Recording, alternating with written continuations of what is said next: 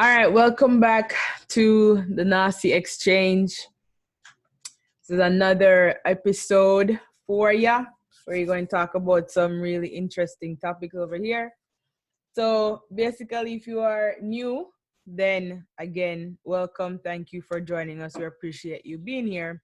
If you are returning, thank you again, because you have enough other options, so you're here. So more love to ya. And this is your gracious host, Trina and Charles. Trina and Charles, we are the sibling duo, and we have these interesting discussions behind the scenes. So we decided to just take it to the general public and chime in, join the exchange, leave your comments below. Tell us what you think about our topics that we talk about. Because here, at the end of the day, whether you're nasty or you can't see, clean up your heart and come and just make we talk. Make we talk. That's it. That's the first step. So, all right, brother. What we are talking about today? Jamaica recently had its elections. We have two parties here, PMP, JLP. JLP pretty much, now I'm going to say a clean sweep, but kind of look clean. It was a clean sweep. They got pretty much almost all the seats. Out of 60, they only lost 13 out of 60. So, yeah, the seats were 63. So then win 49 out of the 63 seats. There so and the election before that, they won 32 seats. So this time they picked up a lot more seats than before. But we now get into PMP, JLP, politics kind of thing. But we want to talk about, because after the election, I was saying like, yo, the voter turnout kind of low. I know Corona was play a part in it. But then we started looking at the numbers for the elections from 2002. And last five elections. We're going to screen share that here so you guys can see it, wherein the turnout has been steadily declining over the past couple of years. So the question that I brought up was, should voting be mandatory? Yep. So because the 56%, 60, 52, 47, and the latest one is 37. Probably again say Corona, but even before that I went 47. So and we never have Corona in 2016. So and it's dropped to 47. 2002 wasn't so bad, because that was 56, which is more than half, and then in 07 it was 60, which is good. I think that's a good number. But then for the last two elections, it's fell below the 50% of people who are registered and eligible. So I'm like, should voting be mandatory? And the thing is, yes and no. Because there are other countries that have it, that have the mandatory election thing. Because Australia is one of them. Australia's voting is mandatory. Australia is one of them. And their voter turnout is between 91 and 96%. 91 and 96%. Yeah, that's their voter turnout. Because again, it's mandatory and you have to do it. So it's because the reason why Australia even brought it in was because before the election number and the same problem. They were having a steady decline. Where the election them was like little to nobody a vote. Like the percentage them were really low, went below the 50. So they must say, all right, you have to do something to get people start vote. Right. So the question is, should Jamaica adopt this kind of policy? And what would be the pros and cons for us to adopt a policy like that? Right. So for me, I am for. I would say I would be for mandatory voting, because I feel like if you're a citizen of a country, right, whether you vote or not, all the policies that are implemented by the people in power are going to affect you. True. Taxation, zoning, all type of things. I mean, how everything they do affect you. So I think you need to participate in choosing. Now, whether your party win is another thing, but I think you should participate in choosing who gets to go sit in that seat to make decisions about you and your family. And I don't True. think a lot of people... And your future. Yeah, and your future. I don't think a lot of people get down to politics in that minute of a detail, like, oh, them politics over this, so them people over this. You know what I mean? It's not we have a culture where people think like, you know, in a business politics, like you have this kind of idea like politics now, like you live in one bubble. What politicians them do not really matter. Affect you, no matter. But government, which are, because these politicians make up the House of Representatives, which is your government, and what the House of Representatives does affect you.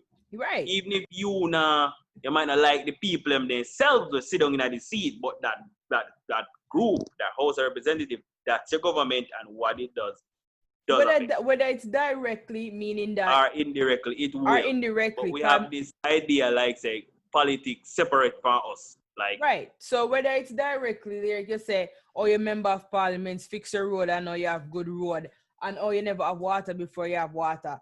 People more see those things because those are directly tangible things that you can see.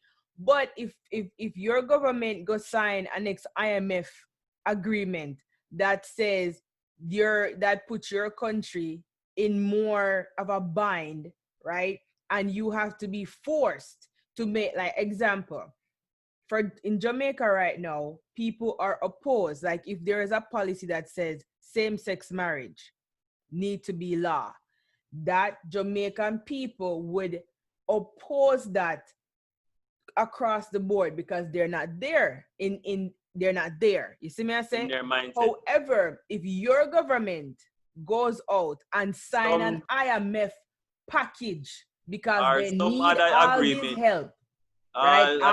IMF, World Fund, all them people, right? And they say you need to make sure that your country, right, is what they call it now, equitable or fair or equality, because that's what they're going to tell you. In order for you to have equality in your country, right, within the next 5 years, you have to pass legislation that says same-sex marriage is legal. And that's how your government will affect you. And they can tell you to do that. So you know your government that you did vote or didn't vote for are paying no attention to, right? Now they're gonna go sign a deal that you, as the person who is paying taxes and who have to live here and suffer the consequences of these rules and laws, you have no buy-in. So that's why, for me, I think that voting should be mandatory because everybody in the country should participate in the process. You should make a choice. You should make a choice. Because that would have fallen under like one of the pros to mandatory elections. Because like one of the something I read when I say is like the idea behind mandatory election, we just say it forces people to take part, and not only just take part, but to know what your government do, what your representative, what them do, what them policy, what your government believe in, and what they don't believe in, what they believe when it comes to job creation, this, that, all of that. So it forces you to be aware, because you have people right now, if you ask them, say, like, for example, why Minister of Tourism? They don't know. Or I don't care. Like, why your MP for your constituency? Don't know either. They don't give me nothing. I'm to know them for. You understand? They don't know them. So that's one of the arguments. Who's your mayor? Who's the mayor of your town? Don't know. Don't even know. Don't care. Because it forces you. The idea is that your mandatory election, it now give people an incentive to know and be a part of the process. They have an idea of who does what, why this person is here, what they're supposed to do. And that also, but the negative side of that same thing is also, since you have forced people to take part in an election process, and some people just rebel and they just not really not care in a business, they will then also just either do like blank voting, go in at the ballot box to vote and just not write nothing, just waste the ballot box, or then just vote with some obscure extreme people. So you will have rise now of some party where like believing in some weird like Nazi and type of ideology like fascist. Yeah, but how much? But my question, but my rebuttal to that people just vote for whatever. Okay, but my rebuttal to that is, what percentage of your population is going to do that, opposed to the percentage of your population that them either one way or the other, and they're gonna vote? True, because in the end, I think you're gonna end up with the majority of vote sensible, voting sensible. The amount of people just go vote, just to vote sake and just whatever. You're gonna probably end up less. And also you have to think about not only because you look on like the natural incentive of people just wanting to know. Right. I think when I think we're going to really drive compulsory election, if you implement something like that, is the fine. Yeah. What has going to be the fine, or what is going to be the penalty?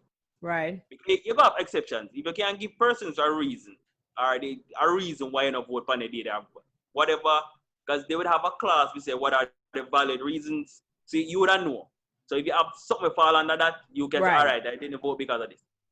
But the fines them have to make sense. Because, for example, if a monetary fine, the people who can afford to pay it will pay it. Right. You understand? Right. So other than people just want to know and be more involved in that process, the next question is what would be the penalty not to vote? I think also, because most of the stuff that we read, it was more like, okay, what's the penalty for you not doing? But say, human being pana all, them, you see, them not like, just naturally how human beings are. They resist. Or them not like when people penalize. You know what I'm saying? Some people not like to be forced. My thing is, or feel like they're being forced. Right. My thing is, penalty, you could look at one part, like their fines, which is, but then you can also look at benefits, because if there's more benefits that people will get from voting, they will be more inclined to do so. For instance, let's say if you do vote, you, like, I think in which European country it is, I forgot. Like, you can't get a job in government or any public sector if you don't vote. You don't vote, yeah. I read and that one. A lot of people want jobs in those areas. Because public sector jobs are seen as safer jobs. Right? And normally when you work with government, it does come with natural benefits. You get more like access to loans and all of them stuff. So if you want to work in the public sector, especially public sector workers, they should be mandated to vote. Because you can't work in a public sector and don't vote. That's my opinion. You're working for the public and for the benefit of the people. You should vote. Well, all right. One next penalty or let's not use your penalty. Benefit to voting. You think say, if you're gonna make it mandatory, do something with the taxes then. Like it's an income tax. If it's shown that you have voted in the last election, then probably take like, if income tax was at 10%, you then lose on 2%. You pay like, you lose on 2%. If at 10%, if you vote, you pay 6. You don't vote, you go pay the whole light. Stuff like that. 10% or 50%, you pay now 30. Or you understand, something like that. Take off 2%. Because it go add up after over the years, if every paycheck you get every fortnight or a month, that it go add up. Here's the other part of it.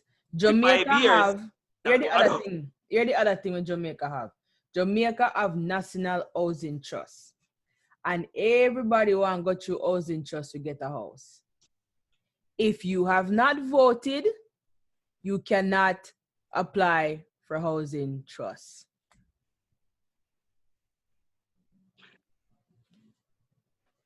Or even if you do apply, you just know say the man who vote go get a preference More over get right. So if you so we have a okay, point system. all right. Right now we have a point system where a man with more points got a preference over you. So also adding a voting aspect. So not only need to have high points, you also need to vote. So the man who, if you have high if points you vote, and don't you vote, get 50 more points. something like that. That would make sense. If That's you vote, a benefit. you get 100 more points. So even right. somebody we now work as long, him by just voting, him does boost him points. Pretty much. Naturally. But the question is, if it's mandatory and everybody is doing it, does it really become a benefit? Well, I think it still is, because now it becomes ingrained in the society, and people are now more aware, and they themselves can lobby for more benefits that they didn't initially have. Like, hey, can we get some more stuff for voting? That's something that you can lobby your people for. True. You know what I'm saying? Because here what? Listen, I just had a spark of a genius. Or not. Everybody complain about politician, right? Okay. Let's be very, very honest. Nobody, I'm gonna say nobody. I'm gonna take that back. I'm too cynical for my own good. Majority of the people who go in politics, them never go in there for them health, and they don't go in there because only, oh, I love my country so much and I just want to benefit. No, they're getting paid, and there's a politics, and you being in that chair opens a lot of doors for if you look for the people, connections, then get diplomatic immunity, then can fly, then can do all type of things, then and it's a golden opportunity for you to steal people's money, which we have a problem of in Jamaica. Corruption, right? A lot of them going there because them know that once I'm here, the amount of money where they can thief and the amount of opportunities where they can get. Oh, I want to do good for my country, but over here I'm getting a whole bunch of benefits too. Along the way. Okay, if these things weren't there, a lot of them that's in parliament would not be there, because it would serve them better to be doing what they were doing in private sector. Anyways, I just had another thought, but I ain't gonna say it. I'm just gonna keep that one to myself. Because I know another set of people who do their jobs just because of the amount of money they go and get once a week or twice a week when they pick up offering. But let me back up off of that. Anyways, so therefore, I'm just saying this to say, this is the opportunity for the voters to get to have some power. Because when you vote and you have power to demand what you want, because your vote is so crucial. Because listen, you have mandatory voting, that means that everybody are gonna vote. So now where the fight is gonna come down for politicians is not coming in your community, get out to vote. That's not where the fight is gonna be. Where the fight is gonna be now is for them to convince you why you should vote for them. That was the next thing I'm gonna think about as a benefit, based on the research, is that now, because they have issues like Jamaica, when have issues to like people say buy vote or pay for vote, or if you want me to vote, you have to show me the benefit or to myself. Now that it's mandatory, there's no benefit. You can't get a direct benefit for your vote. In the sense that the politician himself can't give you money or send you want, whatever kickback. Yeah, because there's no need. Campaign funds won't be spent on trying to persuade voters. Buying people to vote. And buying vote, exactly. It won't be spent on buying There's no buying of your vote. Exactly. It will not be spent on actually making people understand what you are trying to do for the greater good to fit them. Why should I vote for you? One person. Now the electorate, the voters, like, why should I vote for you? How is your policy or what is you saying different from this man, and how we go, will you do what you say you're gonna do? And they go force of the perform. I think you will actually force I feel MPs so. and all that to perform, because if you're not do nothing, soon as money come in and do something, you're gone. You're gone. Because the people are like, yeah, me have to vote anyway, so why me vote for man I do 0? Me vote for man I do 5. You saw this maybe in the last election where a lot of seats where people thought wouldn't fall, fell. Because all this time, right, the idea we of have safe seats. All these people are diehard PMP. Yeah, because every democracy have that. I think, right, you should not be so comfortable. Go one particular party every year. But here's the thing. But you know what I would want to know? If in these communities where it's diehard this and diehard that, of the populace, what is the percentage of the people that vote? So let's say you have a garrison of 1,000 people, right? Them always say it's a diehard something. But if it's only 20%, that is always causing this seat to go one way. I would want to know the numbers, because now if everybody's mandated to vote, right? This 20% little black yassa cannot speak for the entire constituency, but you see, all right, you see, this is if people, if your elected office or the government, we want farm government, decide to go draconian, because we can end up with no. Instead, you end up, because this we can't be one can. Instead, you end up with, all right, people are pay for vote. You can now be forced. You understand? People can now compel you by force and be like, yo, you have to vote this particular way. Because that's what that, because Jamaica have had that history like in the 1980s with the whole garrison thing. Certain areas only voted one way, because if it was found out, you voted the next way, which because of the corrupt system, people want to find out, because your vote supposed to be secret, but you know, corruption is corruption. Find out, say, yo, your vote one next way, he's a dead man. Right, that is true. So one of the cons to that is like, and this probably brings to like a next point is like, how then, if you are mandatory voting, how then did our people vote? Is it a case where you're gonna have mail-in voting?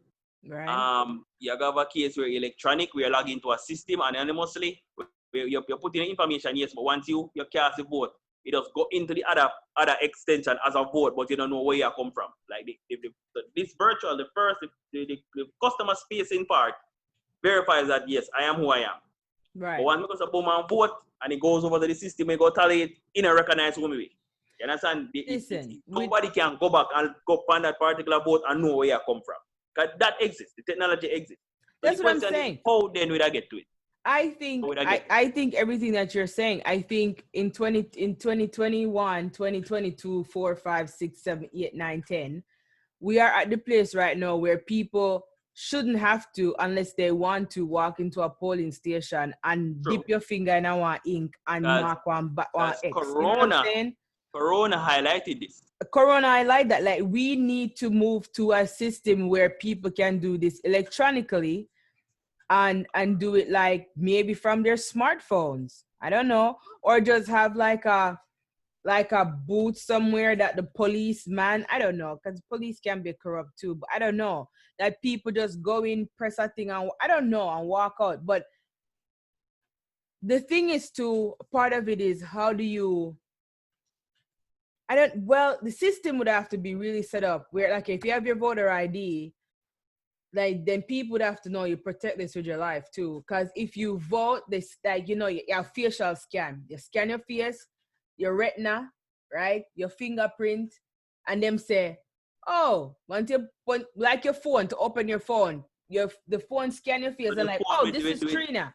If Charles come and scan his face, oh, this is not Trina. So we can move to something like that, like the scan your face or your retina.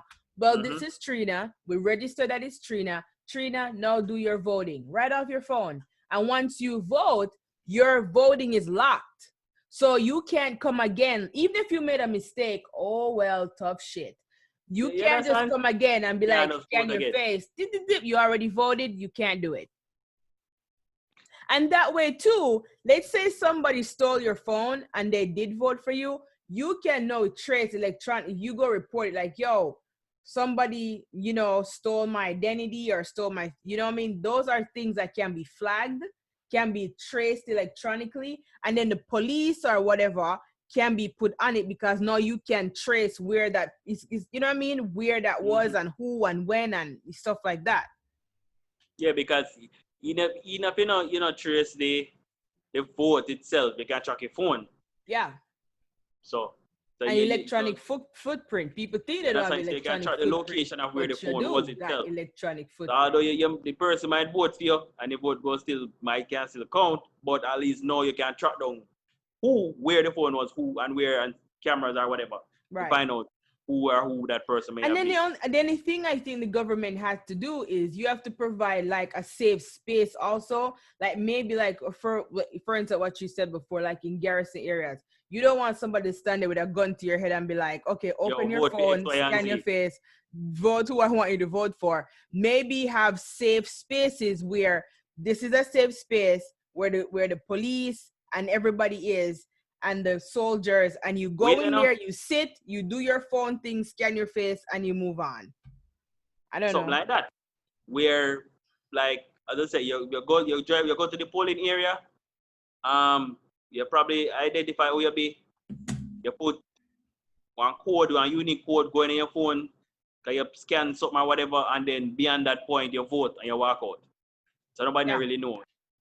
But I don't know. You could have to find, so because you have to think about weather, work, because people have restrictions to work, or people have to eat. But if everything is electronic, that would have no lines. You could take a 10-minute break, scan your face, vote, go back to work. You understand? You make the process faster, quicker. Probably you have elections like more than 1 day. So it's like over 2 days instead of 1 day. You understand? Because you have to have things to change up the system. And also, if you go vote, maybe so we have to switch from like prime minister to like one president. So people can vote for MP, but vote for who will lead the House of Representatives different. I think Nigeria has that. I think that's kind of what going to happen Nigeria has that. You might not like an MP, kind of really not perform, but the leader of the party, he performs on a governmental level in the House of Representatives. So you want to keep him in power because he's doing changes. But your direct MP, where responds to your constituency, you're not going to nothing. So we'd have probably that is true. We'd have to create one system like that. Where it's both, like, so like the person who run the country is a presidential thing, but then you vote for your local MP. But the party that wins could be different from the person that's the president of the right. I think Nigeria is probably one of the only countries that have something like that. That their governmental system is like that. It's like a combination of the parliamentary and the presidential in one. Yeah. So maybe said that would make sense for Jamaica. So now you don't have to vote for your MP, or they not perform because you just want the leader to win, because you like him as a leader for your country. Right. So like if you had like Wellness and why am I going with, you vote him in because so let him run.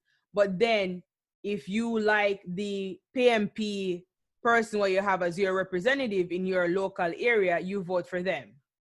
Mm-hmm. Okay. So something like that could have worked. So that for me think say, because when I think so, because a lot of people don't take part in the electoral process here, you have people that register to vote, meaning they don't have a national ID. Now once you have a national ID, you're automatically registered to vote. A lot of people don't have a national ID. You understand? So on that national identification database, you have some people that just ghost. Yeah. Because they never get an ID from a man. They might have a driver's license, they might have a passport, which they can use as a form of identification in any place of business or whatever they might do. But they can't vote because they have never been registered in that system before. Right. That to me, because that's one I think that have been fixed to in our country. You have to have one system to identify everybody. Mm-hmm. And by having mandatory voting, it have everybody know in listening. But it would force them to move towards that too. You know what I'm saying? You would force them to have more congruency within the system itself of government and governance. It would force them to do that. Yeah, if you be more a part of your government or your country infrastructure. Yeah, you won't be like a one thing in a certain places, certain aspects. Here's one thing that I think I was thinking of, or you were thinking of earlier, was what if, because some people that are against mandatory voting, they're like, you're infringing on people's free speech. Freedom, right? And they're right. Okay, you should so also be like, right. Right. There are certain religious groups that they don't believe in voting. I think you make exception for those people, and that's why if you have a national system where everybody is kind of registered, just like with like here, try the flu vaccine or whatever. Let's say work in a hospital. If your religion says I should not take the flu vaccine, there's a form you fill out or something. So you get an exception to that. So I feel like if you can prove that you are part of, you can't just show up and say, well, I am, I know, Seventh-day Adventist, whatever religion. You have to come and say, I've been a part of this church. You have to show proof that you are, and your pastor, whatever, I don't know, and so you get an exception. No, you'd have to have no, because got this, why the monetary voting is a thing. Because no, you'd have to have one system where churches are registered and members of churches are registered. So you'd have know, say, John Tam, a 7-day, and he got 7-day, or Jehovah's Witness, or whatever, Deliverance Tabernacle, whatever. Denomination, Universal Church. You'd have to list I don't think the churches have to be registered. I just think. But you'd have to list the denomination. But how would John Tam prove that he is of this denomination? Why not vote? Because how do you verify that? Okay, the only way to verify that is your pastor or your board of pastors would have to write a letter, signed to say, this person has been a member of our church for X number of years. Yes, they are 7-day. So, but that means you have to submit that before election. Yeah, you have to submit that before election and be like, hey, I'm exempt from voting because my pastor says I am. Because you know what I mean? But the next thing you'd have to, if you say now to make the process even go more smoother, you'd need mandatory election day. So the rule would say 90 days before the election day, right? If you are now of this religion, you would now have to submit this form or affidavit or affirmation, whatever, to submit it into. You can say you have up to 90 days prior to the election. Yeah, 90 days. You can submit it at any point. So 1 year old, 2 year old, 5 years old, you submit it. You know what I mean?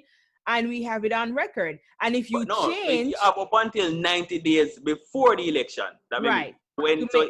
So 90 days to the election, mandatory election day.